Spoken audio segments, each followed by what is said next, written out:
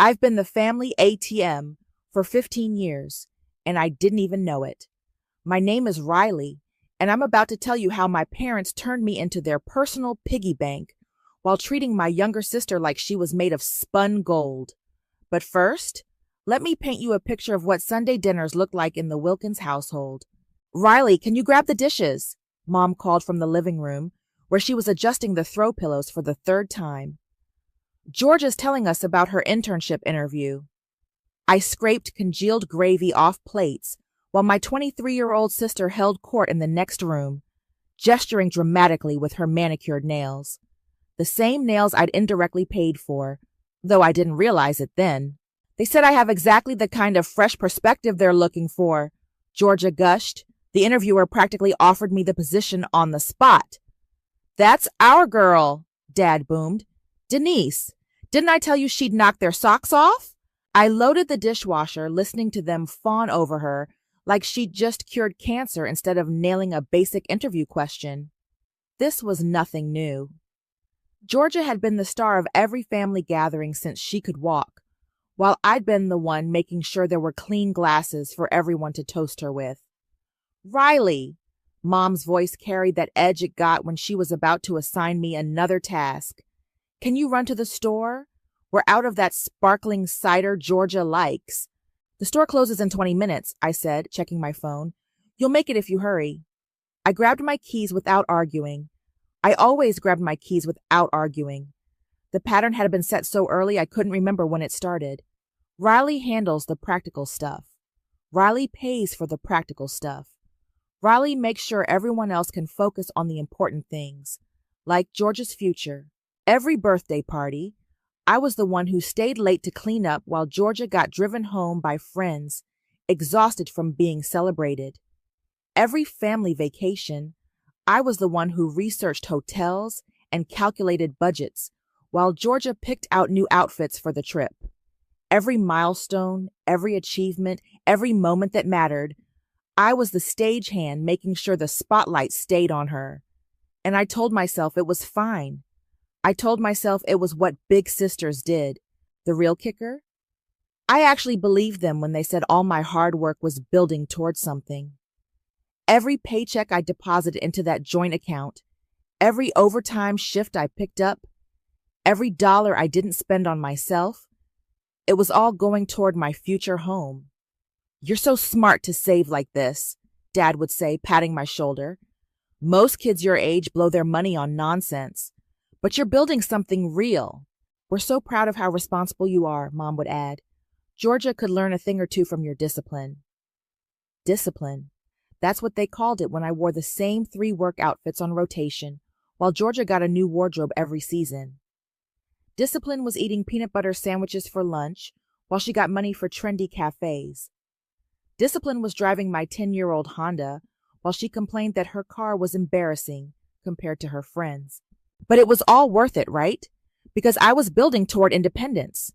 I was going to have my own place, my own life, my own space, where I could finally breathe without someone asking me to handle something for them. Last Tuesday, I found it. The perfect starter home 3 blocks from my office, with a little garden and enough room for the life I'd been planning for years. The realtor said if I could get the deposit together by Friday, it was mine. I practically floated home, already imagining myself painting the bedroom walls and hosting dinners where I was the guest instead of the help.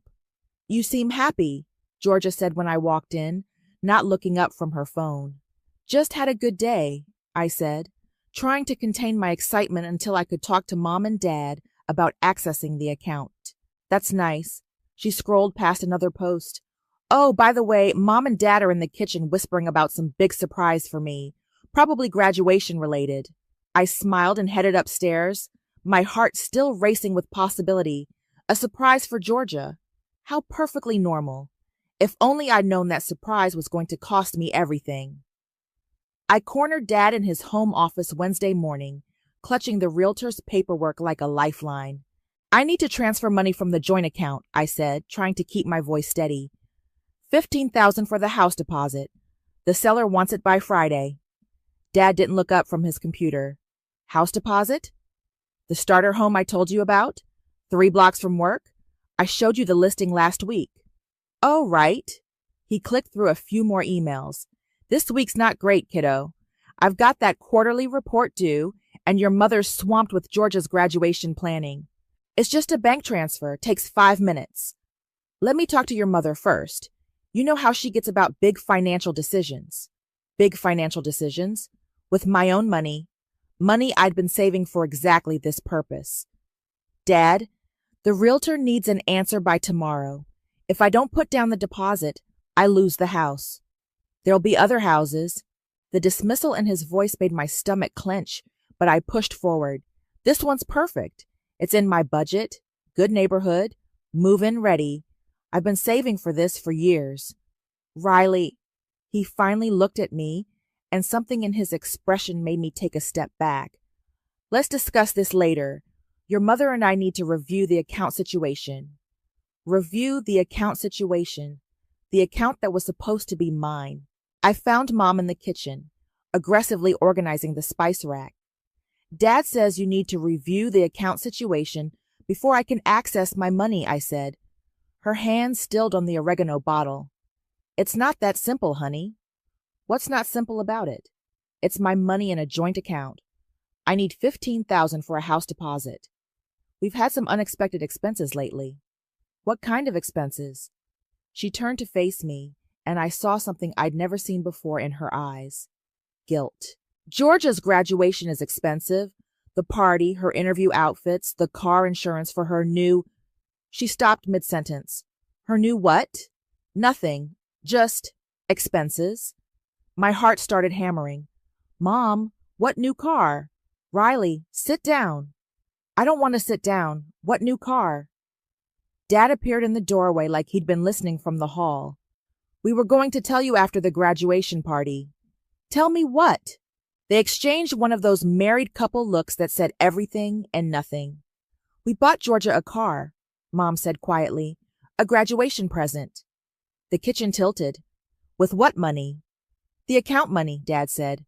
Your money, technically, but how much?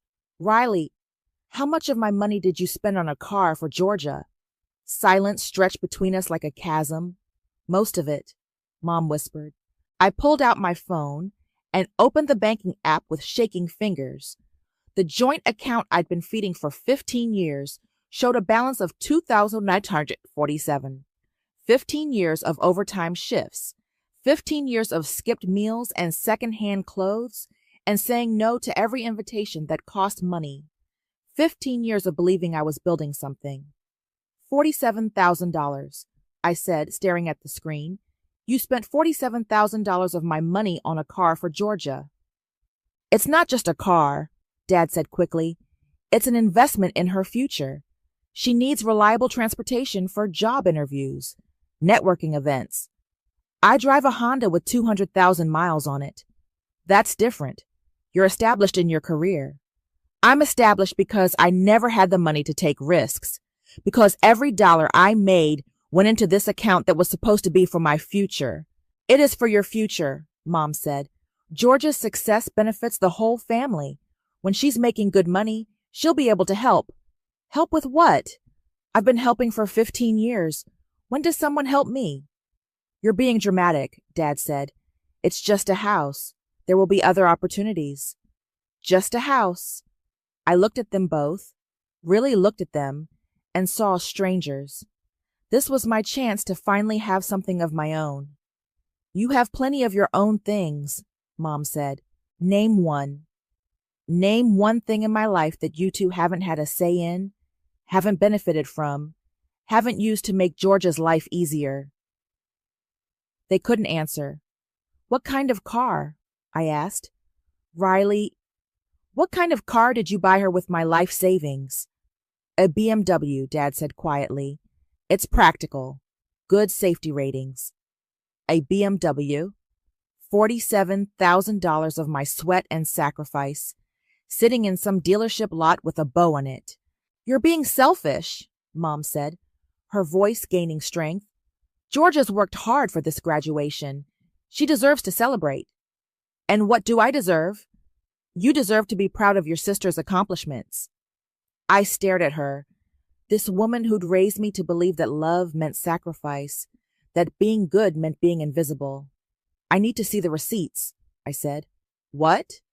Every transaction, every withdrawal. I want to see exactly how you spent my money. Dad's face went red.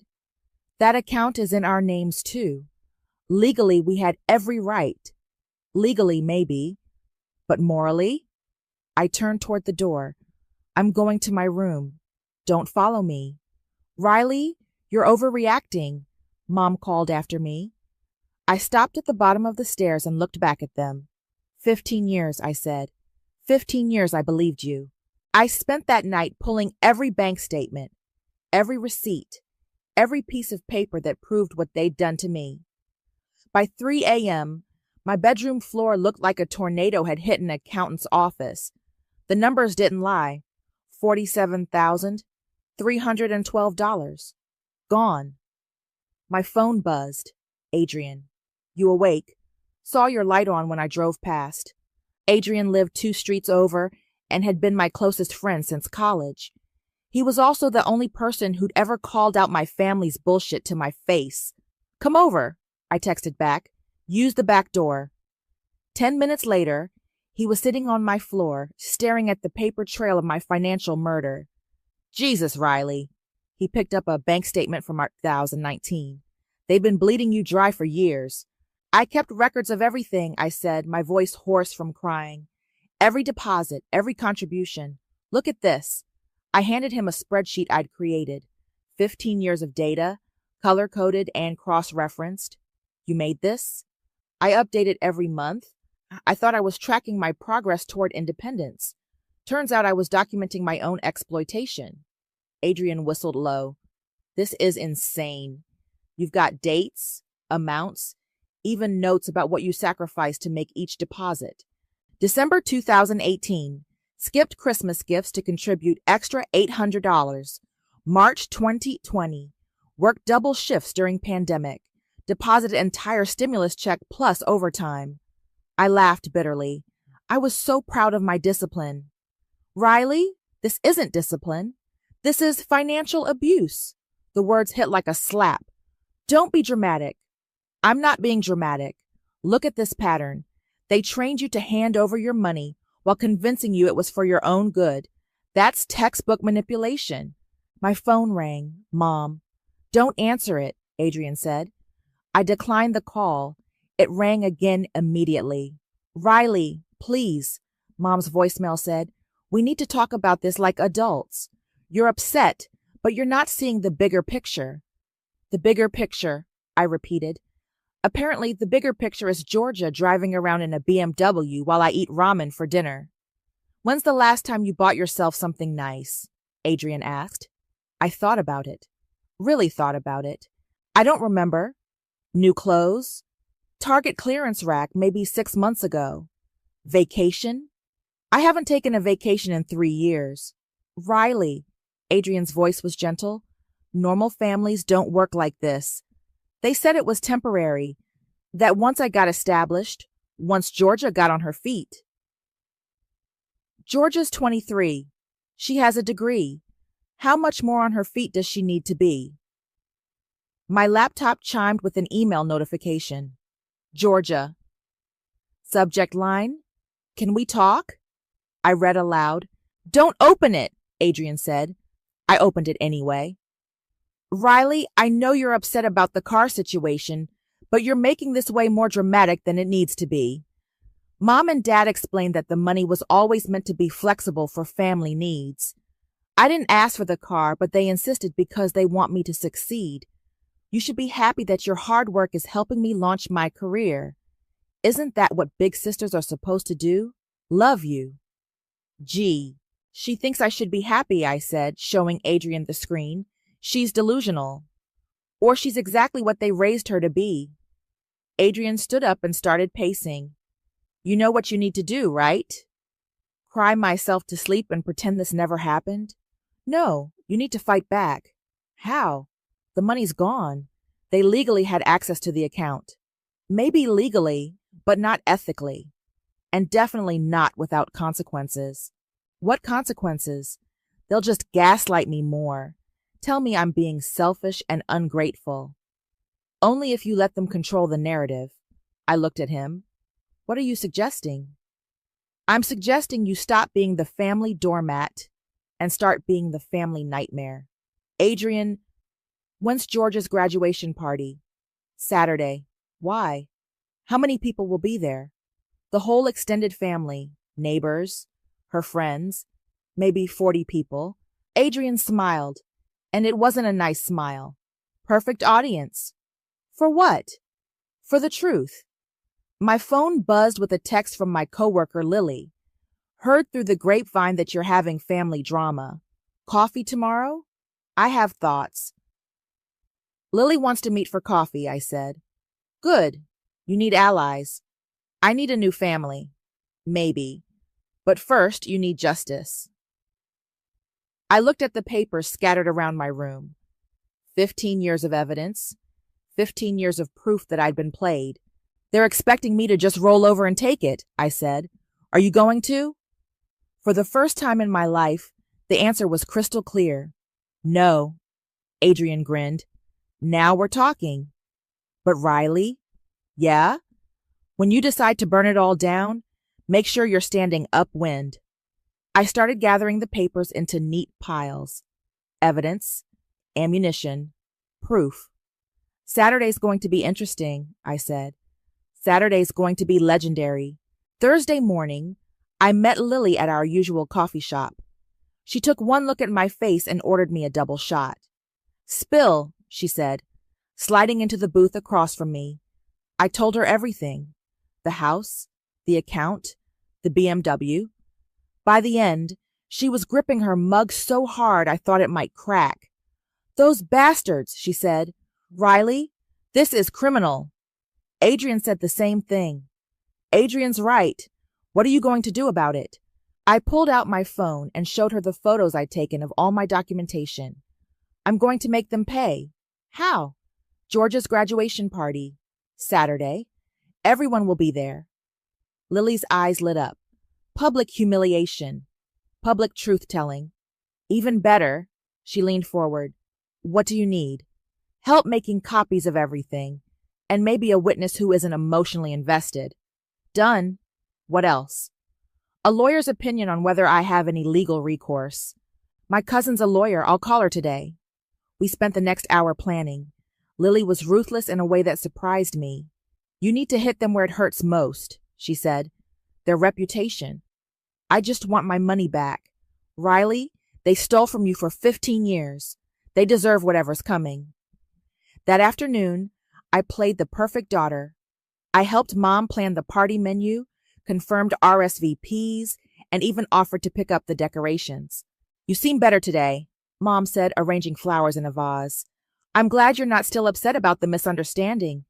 Misunderstanding? About the account.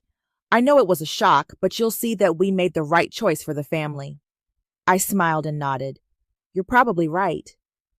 Georgia's going to be so surprised when she sees the car. We're unveiling it right after dinner before dessert. Perfect timing. And Riley, thank you for being so mature about this. I knew you'd come around. I kept smiling until she left the room, then texted Adrian. They think I've come around. This is going to be even better than we planned. Friday evening, Lily's cousin called me back. I reviewed the documents you sent, she said. Legally, since your parents were on the account, they had the right to withdraw the money.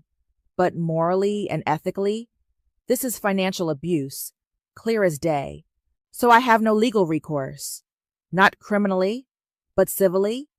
You could potentially sue for the money back, especially with the documentation you have proving it was your earnings and your stated intent to use it for a house.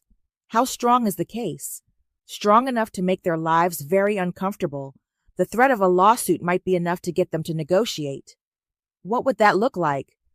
A formal demand letter, payment plan, public record of the dispute if it goes to court.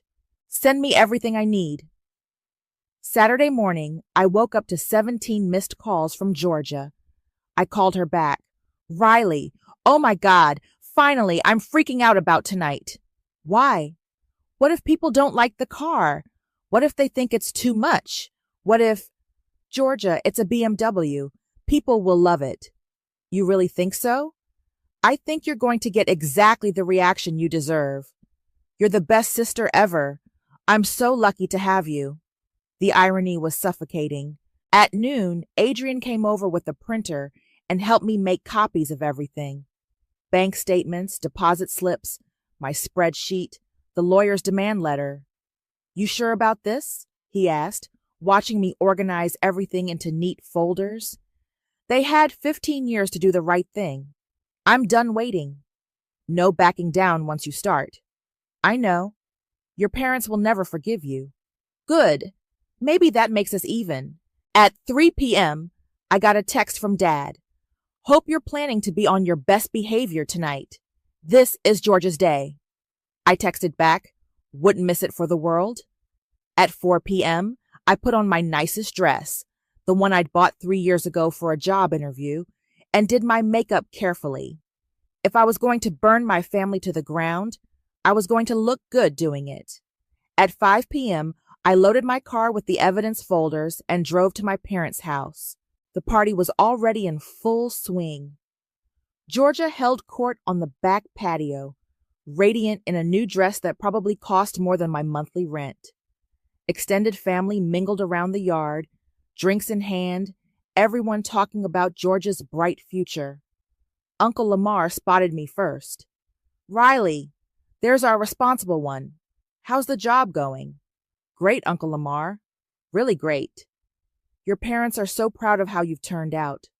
Both their girls, so successful. We'll see about that. He laughed, thinking I was joking. I wasn't joking. Mom appeared at my elbow. Riley, can you help me bring out the appetizers? In a minute, Mom. I need to get something from my car first. What could you possibly need from your car? I smiled at her, the same smile I'd been giving her my whole life. Georgia's graduation present. The party was in full swing by 6 o'clock. Georgia floated between groups of relatives and friends, soaking up congratulations like a sponge. She changed into her third outfit of the day, a designer sundress that probably cost more than my grocery budget for 2 months. Riley! Aunt Poppy grabbed my arm as I walked past with my gift bag. Isn't this exciting? George is finally graduating, and I heard there's a big surprise coming. Oh, there's definitely going to be a surprise, I said. Your parents are just glowing with pride. Both their daughters turned out so well. I spotted Adrian by the drink table, nursing a beer and watching me carefully. He gave me a subtle nod. Excuse me, Aunt Poppy. I need to find a good spot for George's gift. I placed the elegantly wrapped box on the gift table, right next to a pile of cards and smaller presents. The weight of the folders inside made it heavier than it looked. Riley, there you are. Dad appeared beside me, his voice low. I hope you're planning to keep things pleasant tonight. Why wouldn't I? You know why. This isn't the time or place for dramatics. Dramatics? I turned to face him fully. Dad, when have I ever been dramatic? He studied my face, looking for signs of rebellion. Just remember this is George's night. Trust me, I'll never forget tonight. Something in my tone made him frown. But before he could respond, Mom clinked a fork against her wine glass. Everyone, can I have your attention, please? The crowd gathered on the patio, about 40 people total. I counted them quickly. Uncle Lamar, Aunt Poppy, Cousin Ella, Georgia's boyfriend Zachariah, several neighbors, Georgia's college friends, and extended family I only saw at holidays. Perfect audience. We're so thrilled you could all be here to celebrate our Georgia's graduation, Mom began, her voice carrying that practiced hostess tone. She's worked so hard for this moment. Georgia beamed, accepting kisses and hugs from everyone within reach. But before we have dessert, Dad jumped in, we have a very special surprise for our graduate. Oh my God, what did you guys do? Georgia squealed, playing up the surprise even though she obviously knew what was coming. Well, Mom said, we know how important it is for a young professional to have reliable transportation. No way, Georgia gasped. covering her mouth with her hands in mock shock. "So we got you a little something to help launch your career," Dad said, pulling out car keys with a BMW keychain. The crowd erupted in cheers and applause. Georgia burst into tears, the pretty kind that didn't mess up her makeup. "You guys are the best parents in the world," she sobbed, hugging them both. "Her speech! Speech!" someone called out. Georgia wiped her eyes and turned to face everyone. I can't believe this. I'm so grateful to have parents who believe in me and invest in my future. And I'm especially grateful to my big sister Riley, who's always been such an amazing example of responsibility and hard work. She looked right at me, her eyes shining with genuine affection. For a split second, I almost wavered. Almost. "The car is absolutely gorgeous," she continued. "I promise I'll take good care of it and make you all proud." More applause, more hugs, more gushing about what wonderful parents Eugene and Denise were, how lucky their daughters were, how beautiful the family bond was. "Now," Mom said, "let's move on to gifts. Georgia, why don't you start with Riley's? It looks like she put a lot of thought into the wrapping." All eyes turned to me. Georgia practically skipped over to the gift table and picked up my box. "Ooh, it's heavy," she said, shaking it gently. "What did you get me, sis?" I walked over to stand next to her, my heart hammering, but my voice steady. "Something I think you really need," I said. "Something that tells the whole truth about how you got that car." Georgia's smile faltered slightly. "What?" "Open it."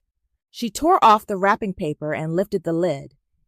Inside, neatly arranged, were copies of bank statements, deposit records, and a formal legal document. "What is this?" she asked, pulling out the top folder. 15 years of financial records," I said, my voice carrying across the now silent patio. "Documenting every dollar I earned and deposit into what I thought was my savings account." "Riley," Dad said sharply, "this isn't appropriate." "You're right," I said, taking the folder from Georgia's hands. "It's not appropriate to steal $47,000 from your daughter. But here we are." The silence was deafening. "What's she talking about?" Uncle Lamar asked. I opened the folder and pulled out my spreadsheet. "I'm talking about how Mom and Dad spent my entire life savings, money I earned working overtime for 15 years, to buy Georgia that BMW." "That's not," Mom started. "Every deposit is documented," I continued, holding up bank statements. "Every sacrifice I made, every dollar I saved thinking I was building toward my own future. All of it went to buy my sister a luxury car." Georgia's face had gone white. "Riley, you're scaring me." "You should be scared," I said, "because everyone here is about to learn exactly what kind of family we really are." I pulled out the lawyer's letter and held it up for everyone to see. "This is a formal demand for repayment," I announced. $47,312. The exact amount my parents stole from my savings account to buy Georgia her graduation present. "Riley, stop this right now," Dad hissed, stepping toward me. "No." I stepped back, keeping the crowd between us. "I'm done stopping. I'm done being quiet. I'm done pretending this is normal." "What's she talking about?" Aunt Poppy asked, looking confused. I opened the folder and started reading from my spreadsheet. March 2009. Deposit in my first paycheck $437.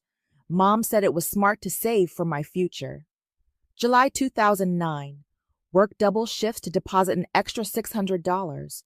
Dad said he was proud of my responsibility.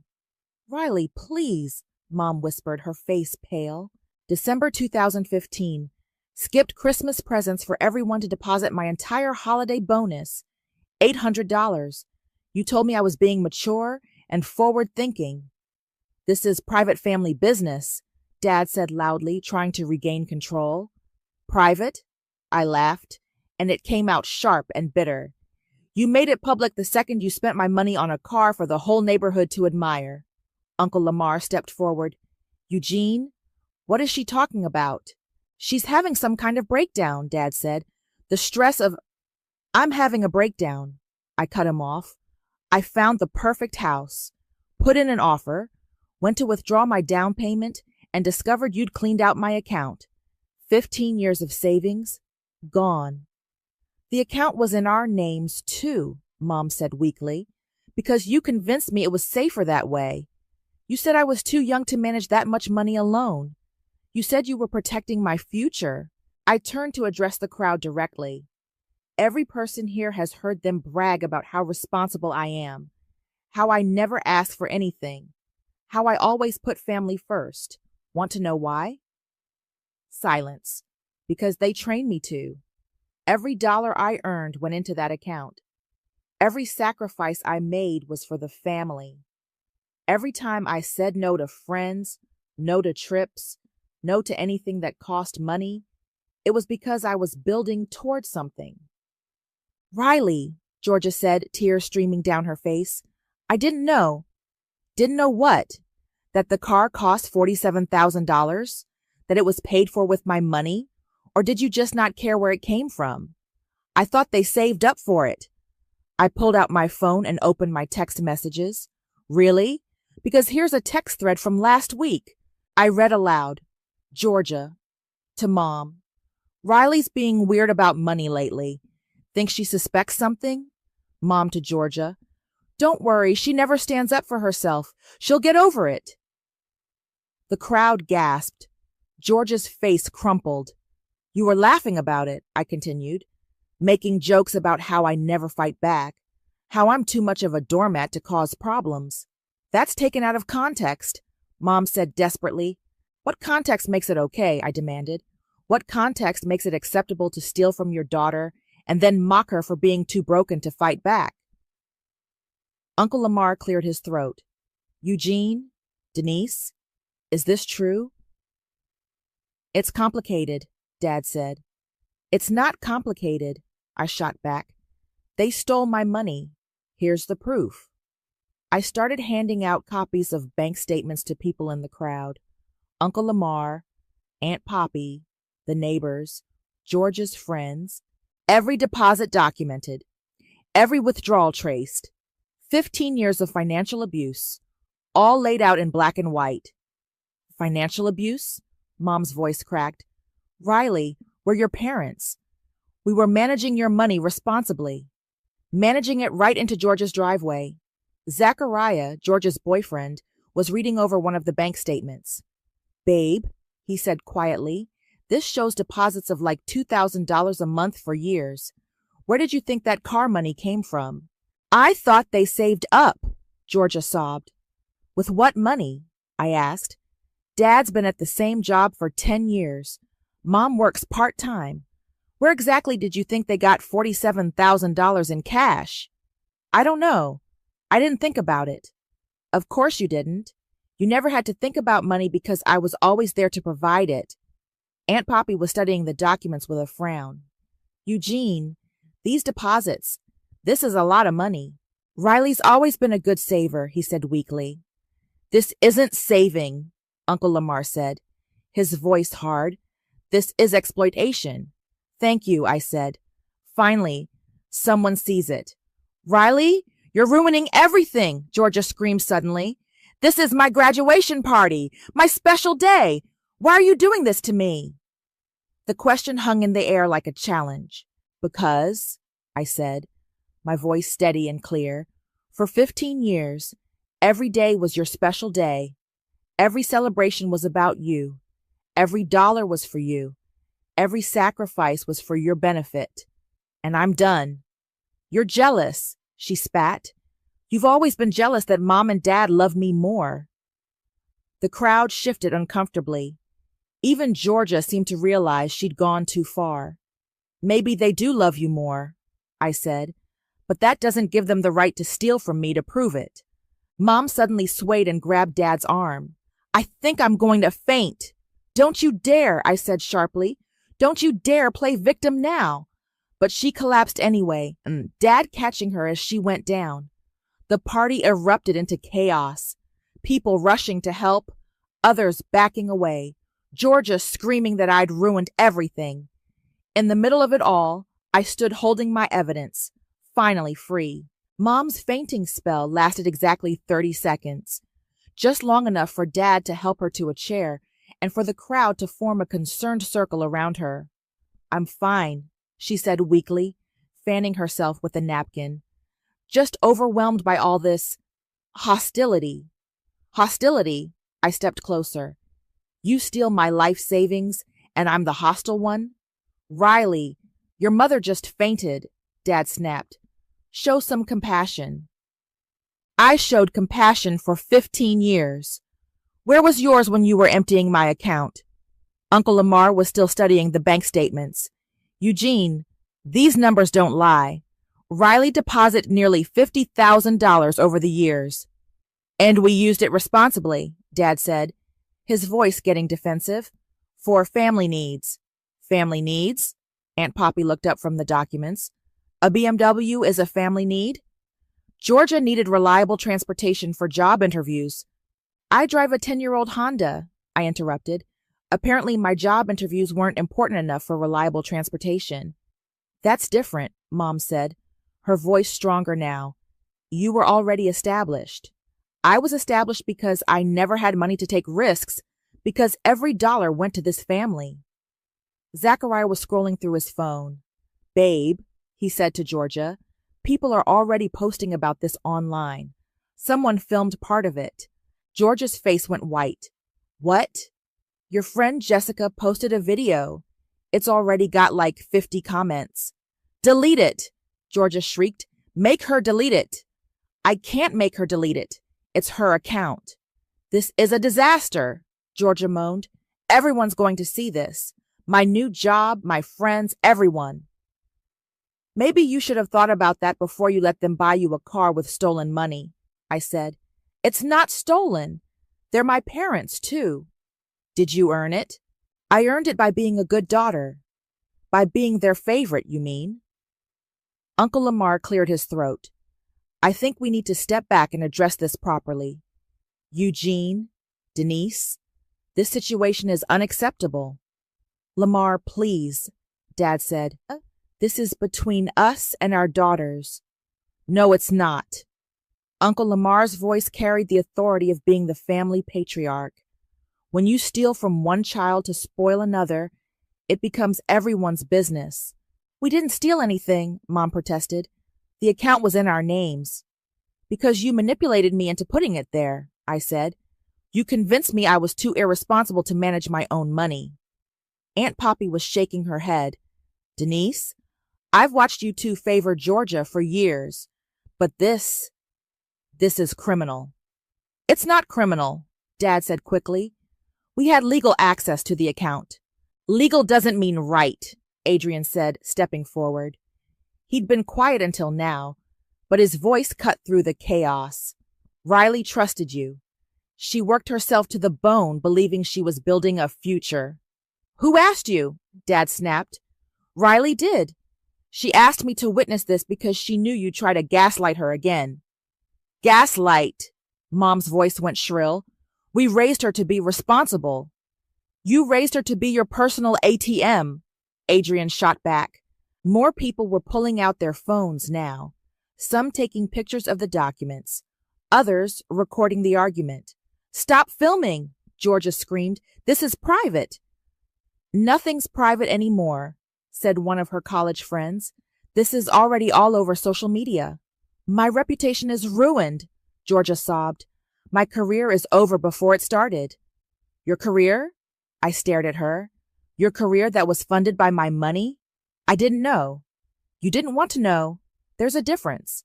Cousin Ella, who'd been quiet until now, suddenly spoke up. "Actually, Georgia, you did know." Everyone turned to look at her. "Last Christmas, you told me Riley was too stupid to realize how much money she was putting into the family account. You said it was hilarious how she thought she was saving for herself." Georgia's mouth fell open. "I never said that." "You did. I was uncomfortable with it then, but I didn't say anything. I should have." "That's not what I meant." "What did you mean?" I asked. Georgia looked around desperately, but found no allies. Even Zachariah was backing away from her. I meant. You meant exactly what you said, I finished. You knew, and you thought it was funny. The lawyer's letter was still in my hand. I held it up again. This demands full repayment within 30 days, I announced. If you don't pay, I'm taking you to court. You can't sue your own parents, Dad said, but his voice lacked conviction. Watch me. Riley, Mom pleaded. We're family. Families don't sue each other. Families don't steal from each other either. But here we are. Uncle Lamar folded the bank statements and handed them back to me. Eugene, Denise, you need to make this right.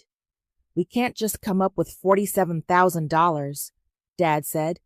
Then you shouldn't have spent it. The car's already bought, Mom said weakly. Then sell it, I said simply. I can't sell it, Georgia wailed. I need it for work. Get a job first, then worry about transportation. You're destroying our family, Dad said, his voice cold. I looked around at the scattered crowd, the shocked faces, the phone still recording, the evidence in my hands. No, I said, I'm just finally telling the truth about what you already destroyed. You taught me to be responsible, I continued, my voice carrying across the silent patio. Consider this my tuition paid in full. The party ended with people leaving in awkward clusters, whispering and clutching copies of my bank statements like evidence from a crime scene. Georgia locked herself in her childhood bedroom, and my parents retreated to their room to discuss the situation privately. I was loading my car when Uncle Lamar approached me. Riley, I owe you an apology, he said. I've watched this family dynamic for years and never spoke up. It's not your fault. It is partly. We all enabled it by praising you for being so responsible while ignoring how they were taking advantage of you. He handed me a business card. That's my lawyer. Tell him I sent you. He'll make sure you get every penny back. Uncle Lamar? No arguments. This is the least I can do. Adrian walked over as Uncle Lamar left. How are you holding up? Honestly, I feel like I can breathe for the first time in 15 years. Even with all the fallout, I looked back at the house where I'd spent my entire adult life being manipulated, especially with all the fallout. My phone buzzed, a text from an unknown number. This is Jessica, Georgia's friend. I saw what happened tonight. I wanted you to know that Georgia has been bragging about that car for weeks, talking about how her parents finally came through for her. She knew exactly where the money came from. I showed Adrian the text. Save that, he said. More evidence. I don't think I'll need it. Why not? Before I could answer, Dad came outside. He looked like he'd aged 10 years in the past hour. Riley, we need to talk. I'm done talking. My lawyer will handle everything from here. Your lawyer? His voice cracked. Riley, please. We can work this out as a family. We stopped being a family the day you decided Georgia's wants were more important than my needs. That's not fair. For fair? I laughed. Dad, I haven't bought myself new clothes in 2 years because every extra dollar went into that account. Georgia gets a $47,000 car, and you're worried about fair? Mom appeared in the doorway, her makeup smeared from crying. Riley, if you sue us, we'll lose the house. Then you should have thought about that before you spent money that wasn't yours. We raised you, she said desperately. We fed you, clothed you, put a roof over your head. Doesn't that count for something? That's called being a parent. It's not a loan I need to pay back with interest. So what now? Dad asked. You destroy us financially and walk away? I'm not destroying anything. I'm just stopping the destruction of me. Georgia finally emerged from the house, her face blotchy from crying. Riley, can we please talk? Just us? What's left to say? I'm sorry, I really am. I didn't realize how much you'd sacrificed. Yes, you did. You just didn't care. That's not true. I pulled out my phone and showed her Jessica's text. Your friend says otherwise. Georgia read it and went pale. She's lying. Is she? because I have 17 other messages from people who were at the party tonight. Apparently, you've been pretty vocal about how stupid I am for working so hard while you get all the benefits. I never meant. You meant exactly what you said, just like you meant it when you called me pathetic for never standing up for myself. I was just venting. You didn't think I'd ever find out. You didn't think I'd ever fight back. You thought you could take everything from me, and I'd just smile and ask if you needed anything else. Tears streamed down her face. What do you want from me? Nothing. I don't want anything from any of you anymore. So that's it? Dad asked. You're just cutting us out of your life? You cut me out of my own life. I'm just making it official. I got in my car and rolled down the window. The lawyer's letter gives you 30 days, I said. I suggest you start figuring out how to come up with the money. And if we can't, Mom asked, then you'll find out what it feels like to lose everything you thought was secure. I drove away without looking back. The next morning, I woke up in my studio apartment, the place I'd been renting month to month because I thought I'd be moving into my dream house soon. For the first time in years, I made coffee just for me, ate breakfast just for me, and opened a new bank account that only had my name on it. My phone had 43 missed calls from various family members. I deleted them all without listening. At noon, there was a knock on my door. A courier with an envelope. Inside was a cashier's check for $47,312, along with a note. The car has been returned to the dealer. We're sorry. E.N.D. I stared at the check for a long time, then deposited it using my phone. That afternoon, I called the realtor about the house. Is it still available? Actually, yes. The other buyer's financing fell through yesterday. Perfect. I can have the deposit to you by tomorrow. As I hung up, I realized something had shifted. The weight I'd been carrying for 15 years was gone.